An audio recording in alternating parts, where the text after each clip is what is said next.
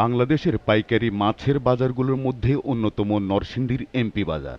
আড়ত Mosleuddin MP market মাত্র 4 ঘন্টায় বিক্রি হয় প্রায় 2.5 থেকে 3 কোটি টাকার মাছ। এমনটাই বলছেন এখানকার বিক্রেতারা। চাষের মাছ, নদীর মাছ ও সমুদ্রের মাছের সরবরাহ থাকে প্রতিদিনই এখানে। তুলনামূলক কম দাম হওয়ায় মাছ কিনতে অন্য জেলার পাইকাররাও আসেন এই বাজারে।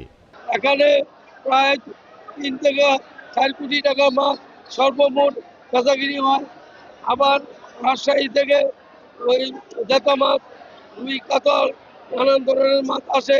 রাজশাহী, খুলনা, বাগেরহাট, সাতক্ষীরা ও উপকূলীয় জেলা থেকে নরসিংদীর এমপি বাজারে প্রতিদিন অসংখ্য ট্রাকে মাছ নিয়ে আসেন বিক্রেতারা।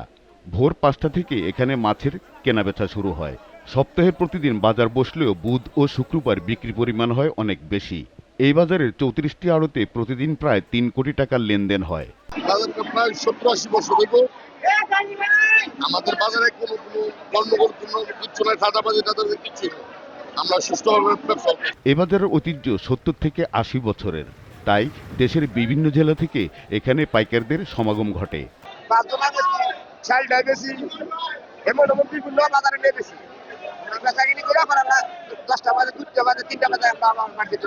ভোরের বাজার হওয়ায় এখান থেকে মাছ কিনে নিয়ে সহজেই পাইকারি ক্রেতারা তাদের নিজ এলাকায় গিয়ে বাজারে মাছ বিক্রি করতে পারেন। 5টাতে বাজার জমে, 5টাতে বাজার জমে আমরা 6টা বাজার দোকানদারি করি না, হাসনাস বাজার মাছ বেচাইনি করি। মার্কেটের উপদেষ্টা জানান, যুগ যুগ ধরে বাজারটি ব্যবসায়ীদের কাছে নিরাপদ হওয়ায় শান্তিতে ব্যবসা করে আসছেন ছোট বড় ব্যবসায়ীরা। এটা পুরা জেলার মধ্যে একটা সবচেয়ে বড় মাছের আড়ত।